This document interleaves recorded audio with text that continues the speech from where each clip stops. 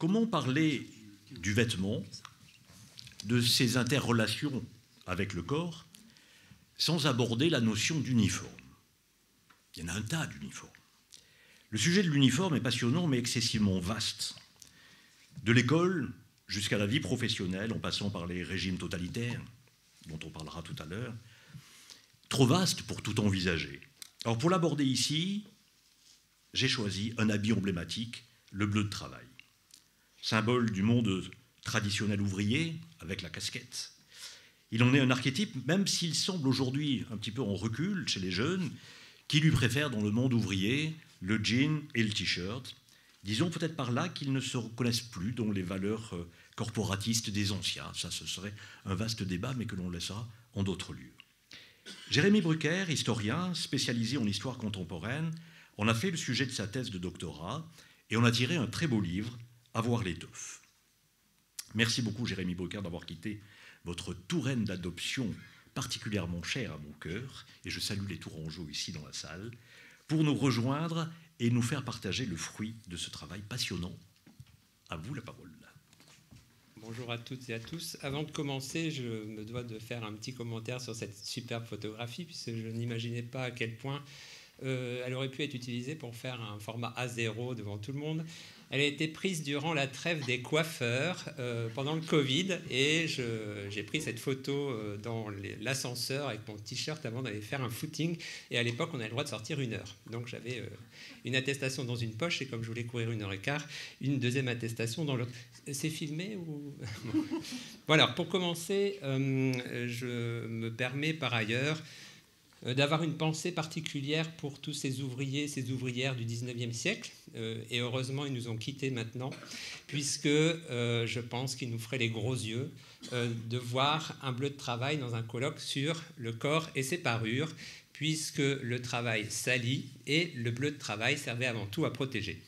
Cela dit, le bleu de travail, c'est l'une des tenues les plus connotées du XXe siècle, et ça reste une tenue iconique. On en parle toujours. Ce bleu est associé au labeur dans les représentations, et en quelque sorte, il renvoie à la force masculine. Dans l'imaginaire collectif, il colle même à la peau de l'ouvrier.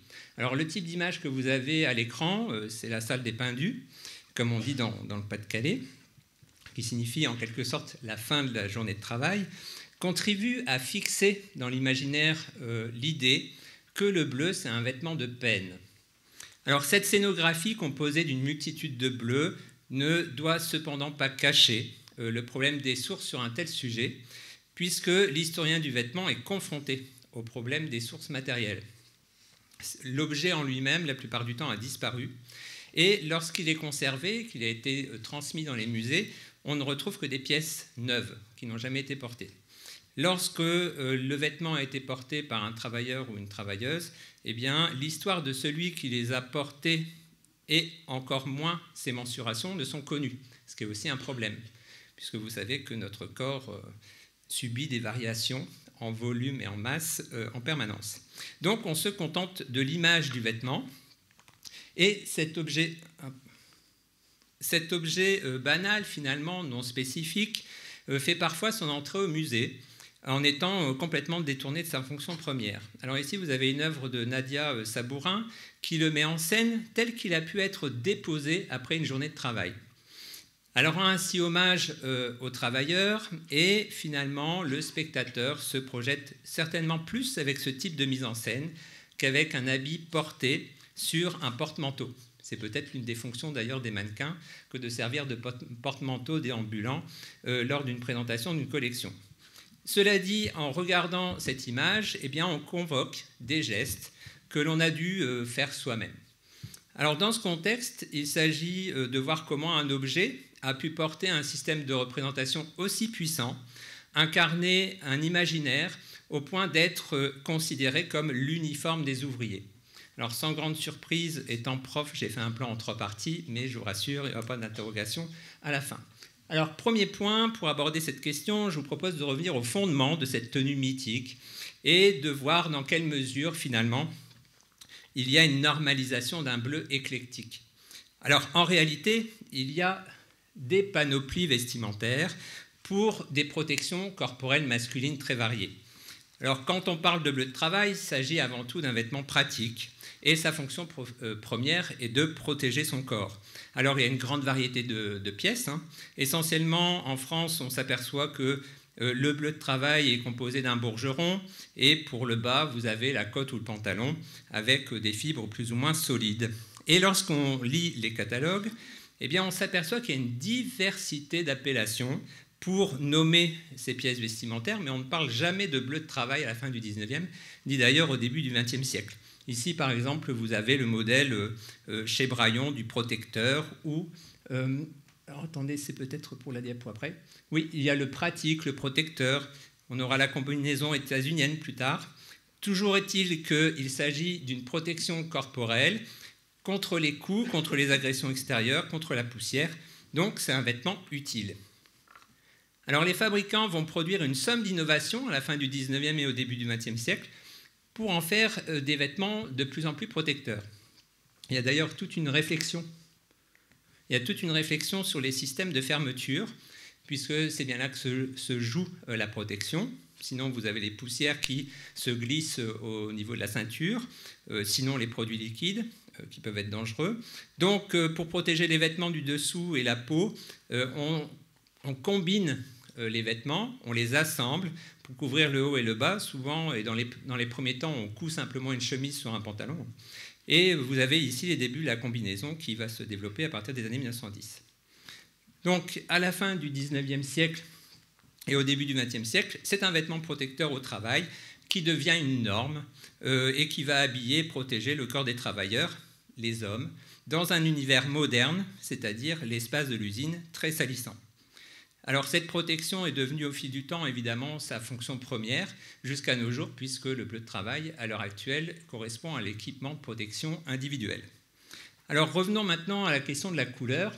Le bleu, il y a de grandes variations chromatiques pour cette couleur. Il convient, dans un premier temps, de contenir le sale et la saleté. Ce que l'on obtient, évidemment, avec le bleu, c'est d'ailleurs l'une des spécificités de cette couleur, et on joue ensuite sur les tissages, puisque l'armure entre les fils de chaîne et les fils de trame eh bien, permettent de jouer, puisqu'ils sont diversement colorés, sur cet aspect toujours propre ou toujours sale. On le retrouve notamment dans la toile de jean, dans les toiles de Nîmes. Et il s'agit aussi de considérer qu'à l'époque, le bleu n'est pas la seule couleur utilisée, puisqu'il y a une concurrence d'autres couleurs qui contiennent bien la saleté et qui contiennent mieux la saleté, d'ailleurs, qui la dissimulent. Lorsque vous lisez les catalogues des fabricants de vêtements, qui sont une mine d'informations à l'époque, eh bien, vous pouvez vous apercevoir qu'il y a différentes couleurs, comme la couleur loutre, la couleur feuille morte, la couleur café, par ailleurs, ou la couleur kaki, évidemment, qui signifie simplement poussiéreux, de la couleur de la poussière. Et de loin comme de près, vous avez toujours l'impression que le vêtement de travail est sale, mais en même temps assez propre pour être porté. Alors, dans ce contexte, le bleu est une couleur revancharde. Elle parvient à s'imposer pour différentes raisons. D'abord, c'est une couleur peu chère. Lorsqu'on utilise l'indigo ou la guède ou le pastel. Mais les fabricants vont obtenir des tissus grand teint, c'est-à-dire teint à cœur, qui vont résister au lavage. Le but, c'est d'avoir un vêtement qui tient le plus longtemps possible avec une couleur d'un éclat le plus remarquable. Ainsi, les couleurs de synthèse, comme la synthèse de l'indigotine dans les années 1880, produite par Bayer, ou encore le bleu d'Inde entraîne, qu'on appelle le bleu de cuve, au tout début du XXe siècle, produite par BASF, eh bien, vont permettre de produire des vêtements qui peuvent être bouillis et qui vont avoir la même résistance technique que les vêtements blancs ou les vêtements non traités. Alors, il y a des effets de matière aussi, puisque ces teintures sont associées à des étoffes qui résistent particulièrement bien. Ici, vous avez par exemple des vêtements de qualité qu'on appelle inusax. Et cette grande variété de couleurs et de textures n'empêche pas l'émergence de standards qui vont nous permettre d'arriver à ce fameux uniforme tel qu'on le conçoit. Alors, la standardisation d'un vêtement de travail masculin apparaît dès les années 1910-1920. Lorsqu'on regarde les photographies à la sortie des usines et des ateliers, comme ici aux ateliers des chemins de fer de la Compagnie de l'Est, vous pouvez voir qu'il y a une très grande variété des tenues et des pratiques vestimentaires. Néanmoins, les fabricants de vêtements s'évertuent à créer des vêtements spécifiques et à les présenter comme étant finalement des vêtements indispensables pour des métiers. Il faut professionnaliser le vêtement. Cette professionnalisation passe par deux éléments. La couleur. Les fabricants de vêtements vont attribuer des couleurs à des métiers. Et surtout par l'emplacement des poches, puisque une veste de limonadier à 9 poches n'est pas la même veste que celle que vous allez porter en tant que charpentier. Alors, il ne s'agit pas de produire du vêtement, de le dessiner, de le mettre sur des catalogues, encore faut-il pouvoir le vendre et qu'il soit réellement porté. Alors, dans les campagnes, cette spécialisation voulue par les fabricants, elle est relayée par les pratiques vestimentaires des travailleurs saisonniers, puisque lorsque vous êtes au village et qu'à la morte saison, vous devez aller dans d'autres régions pour des travaux à la mine, eh bien, vous récupérez ces pièces vestimentaires qui ont été colportées par des fabricants parisiens, et ainsi vous les rapportez à la maison, et ils vont être copiés par les couturières à domicile. Alors, concernant les couleurs, le bleu-violette, on laisse passer, mais on va revenir sur ces formes vestimentaires qui vont être fixées peu à peu. Et là, vous avez des modèles dans les années 1920-1950 qui correspondent à la cotte à bretelles, la fameuse salopette, qui vient du mot salope, la saleté, ce qui recueille la saleté, et la combinaison américaine, le bleu de travail, qui vont être fixés et qui vont correspondre peu à peu aux standards qu'on a à l'esprit. Alors, concernant ce bleu, et on va passer à ma deuxième partie, on s'aperçoit que le bleu est devenu synonyme de l'appartenance au monde ouvrier. Donc on peut se poser la question de savoir si le bleu c'est vraiment l'uniforme du labeur. On s'aperçoit en effet que dès le 19e siècle et au début du 20e siècle, ce vêtement doit incarner la figure du travailleur. Ainsi, on retrouve cette idée lors de l'inauguration de la République de Dalout, qui représente un char monumental tiré par des lions surmonté d'un globe sur lequel trône la figure de Marianne. Bon, toujours est-il qu'à ses pieds, on trouve parmi les allégories celle du travail. Et pour l'inauguration de cette œuvre néo-baroque, eh bien, on a convié, parmi les 250 000 personnes qui ont été présentes, on a fait défiler 1600 ouvriers en tenue de travail avec leurs outils, à l'image de cette figure. Alors, quoi qu'il en soit, on s'aperçoit, comme pour les mineurs sur cette iconographie, eh bien, que le bleu est associé au labeur et à ceux qui louent leur force de travail. Le bleu, à partir de cette époque, devient le dénominateur commun d'une foule de travailleurs au profil très varié. D'extérieur, on unifie, on crée un monde ouvrier uniforme, alors qu'en réalité, à l'intérieur, il y a de grandes hiérarchies. Alors, à l'instar de ce cheminot ou de ce sidérurgiste qui ont été captés par François Collard, eh bien, on voit qu'il y a une forme de fierté à porter la tenue, le bleu de travail ou le bleu de chauffe, qui est figé par le photographe, qui fixe finalement le travail ouvrier grâce à une posture et à une tenue bleue. Alors, est-ce que finalement le fait de porter un bleu de travail, ça signifie aussi appartenir à une entreprise ? On a des cas dès le 19e siècle qui montrent que finalement enfiler son bleu, eh bien, c'était porter l'uniforme de l'entreprise. Et le plus beau bleu qui existe, qui a traversé près d'un siècle en France concernant un certain nombre de travailleurs, c'est le bleu de la blouse du facteur rural, qui a été portée pendant près d'un siècle. Et là, vous avez cette blouse avec un collet écarlate, et vous aviez, pour ces individus, le moyen de montrer que vous aviez réussi les épreuves pour entrer au service postal, et ainsi, vous pouviez représenter l'État. Alors, ce bleu a été utilisé jusque dans l'entre-deux-guerres. Néanmoins, les allures ne sont bien souvent guère uniformisées, puisque les entreprises ne fournissent pas les vêtements la plupart du temps. C'est à la charge des des employés. Néanmoins, lorsque les entreprises décident de fournir des tenues de travail, la question de cet uniforme se pose évidemment, puisque derrière le vêtement de travail, il y a le vêtement image, et il faut porter cette identité visuelle qui va servir la marque de l'entreprise. Alors ici, vous avez une photographie qui a été prise en 1915 dans les ateliers automobiles pour Peugeot, et il s'avère qu'il y a une grande variété de tenues puisqu'elle n'est pas fournie, mais lorsque vous regardez celle qui était donnée, attribuée aux travailleurs au début du XXIe siècle, évidemment, on a un souci, c'est celui de ce vêtement image, avec un uniforme maison au bleu modernisé. Ça se développe évidemment à partir du moment où le bleu est rejeté par le monde ouvrier. Il faut absolument renouveler cette tenue qui est considérée comme étant dépassée par des travailleurs de peine qui ont connu la crise des années 1970. Alors, peut-on, à partir de cet uniforme, finalement, revêtir les couleurs d'un groupe social ? Il est difficile de le dire. On peut considérer finalement qu'en endossant le bleu d'un tel uniforme, eh bien, c'est en même temps porter les valeurs du monde ouvrier. Certains le portent le dimanche.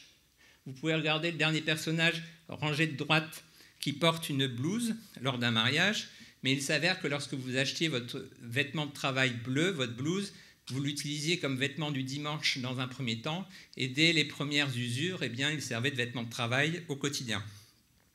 Cela dit, le bleu n'enveloppe pas tout un corps social, comme le prouvent finalement ces individus qui attendent leur paye dans un corps de ferme. Les pratiques vestimentaires varient pendant très longtemps. Ici, on l'aperçoit sur une photo dans les années 1910, mais c'est encore valable dans les années 1950 ou dans les années 1960. Ici, vous avez une couleur marron en tant que vêtement, en tant que bleu de travail qui était utilisé à la SNCF, dans les ateliers, contrairement à ce qu'on pourrait croire.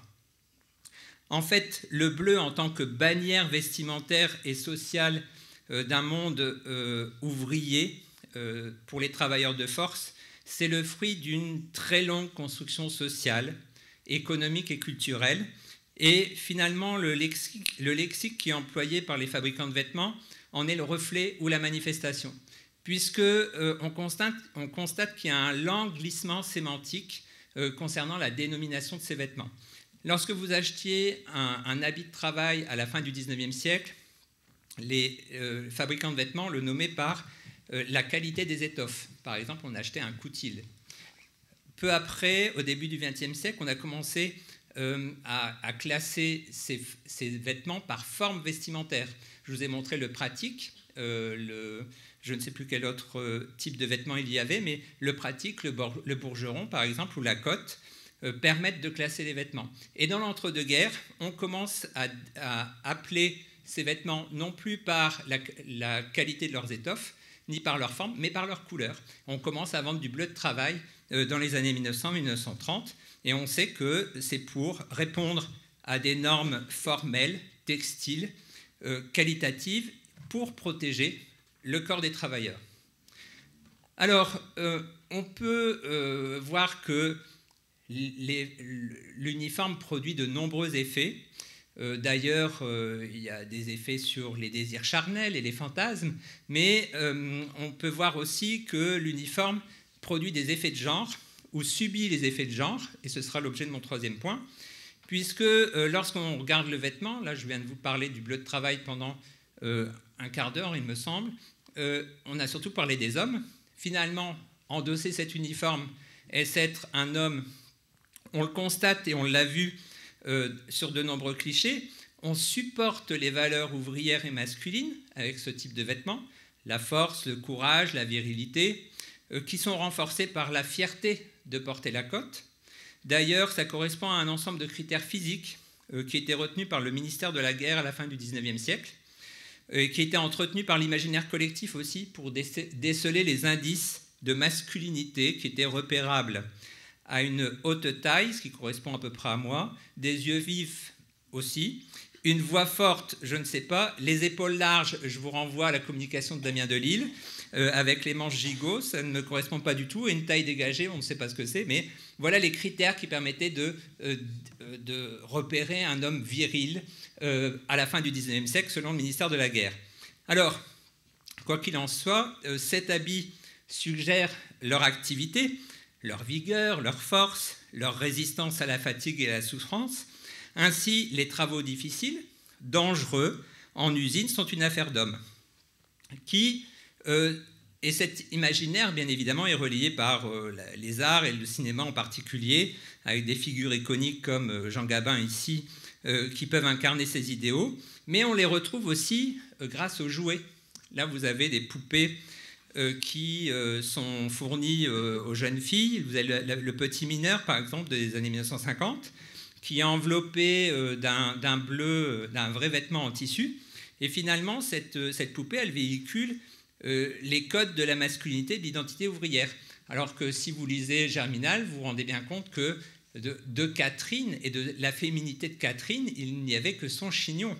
Le reste était la tenue du mineur masculin. Donc, tout concourt pour montrer que le port du bleu exclut les femmes. J'en viens donc à mon point suivant, sur la question des inégalités du trousseau et des stéréotypes de sexe qui sont associés à ce bleu de travail, à cet uniforme. Lorsque vous lisez les catalogues des années 1920-1930, qui sont quand même ma passion, eh bien vous apercevez que les hommes travaillent, ils ont des outils à la main, et les femmes, avec leur tenue de travail, peuvent s'admirer dans un miroir.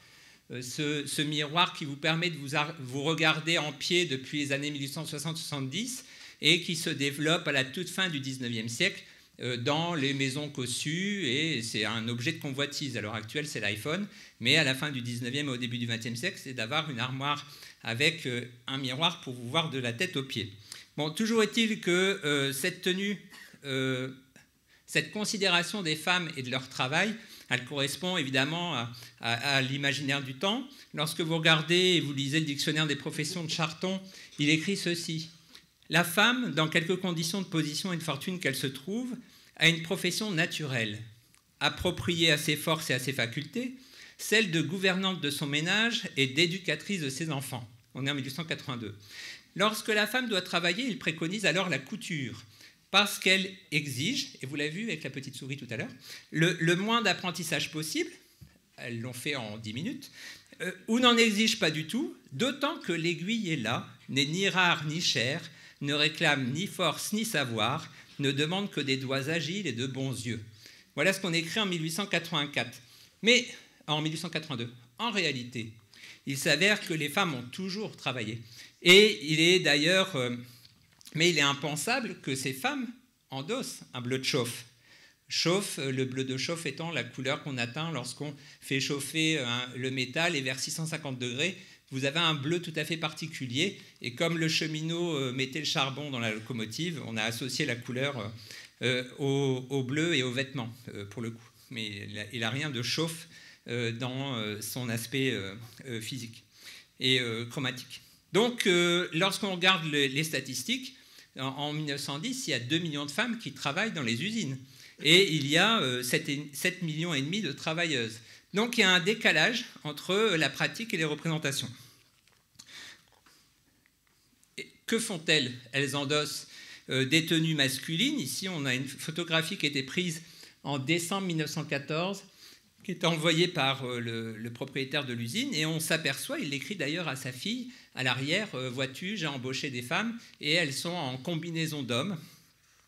Des combinaisons d'hommes, bien évidemment, qui vont inciter les caricaturistes de l'époque à se moquer.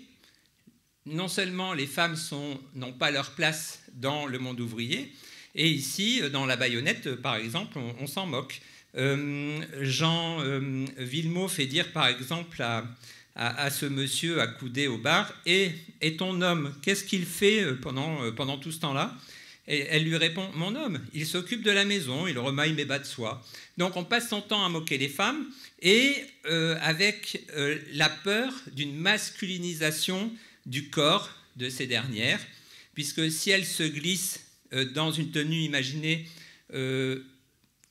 pour des hommes, elles risquent de perdre leur féminité.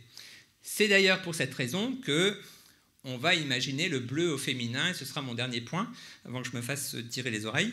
On est en 1916, Madame Comard, qui est une couturière installée à Paris, va créer cette combinaison, la Françoise. Ça n'a rien à voir avec un esprit revanchard, nationaliste, puisqu'il s'avère qu'elle était à coquiner avec M. François. Donc elle a honoré sa présence à la maison en lui offrant le nom aux vêtements. Bon, toujours est-il qu'elle écrit au sous-secrétaire d'État à l'époque, Albert Thomas, elle lui dit « Il est impossible que les femmes continuent à porter cette tenue masculine de circonstance », puisque bien souvent les femmes portaient des vêtements de circonstance pour se protéger. On utilisait aussi de la toile de jute en 1914-1916 pour se protéger. Et elle écrit ceci: « La femme à l'atelier, quoi de plus impropre que la jupe et le dessous usuel pour la femme occupée dans l'usine de guerre. Sans parler de lui faire porter le pantalon, d'homme qui n'a rien d'esthétique, la femme peut dans le vêtement que nous préconisons conserver la coquetterie inhérente à son sexe. » Bon, toujours est-il que cette tenue fait référence un peu à la jupe-culotte qui a été imaginée, qui a apparu en 1910-1911 et présentée aux courses d'Auteuil par la maison Bischoff-David. On s'aperçoit dans les documents de propagande qu'elle était réellement portée. C'est la photo du milieu. Et puis je vous ai mis le document de l'Institut national de la protection industrielle comme preuve du dépôt de cette marque. Bon, toujours est-il que les bleus de travail pour les femmes sont donc imaginés très rapidement, et on va même les revisiter en permanence pour adapter finalement, pour le décliner avec des modes professionnels mixtes afin d'intégrer le personnel féminin, comme à la Poste. Ici, vous avez des toiles en jean qui étaient utilisées d'ailleurs pour intégrer et faire face à la demande des jeunes travailleurs et des jeunes travailleuses qui ne supportaient plus les anciens costumes des PTT. Mais toujours est-il que ça permet de créer des modes mixtes. On la retrouve aussi avec de nouveaux bleus qui sont revus et corrigés. Ici, vous avez une marque qui a été créée dans les années 2010. Alors, c'est une nouvelle génération de vêtements de protection qui est dédiée aux femmes, qui allie le confort, la fonctionnalité et l'esthétisme. Quant aux couleurs, évidemment, on n'échappe pas aux stéréotypes de sexe, puisqu'on quitte le bleu, mais on offre à nouveau des couleurs qui peuvent être identifiées. Pour conclure, puisque je pense qu'il est plus que l'heure, il y a cette volonté de créer des uniformes, de faire glisser les corps dans ces formes vestimentaires qui sont imaginées pour créer un vêtement image, un vêtement de marque. Mais ce que l'on peut retenir finalement, c'est que l'uniforme n'existe jamais, puisque le porteur a toujours le dernier mot. Je vous remercie.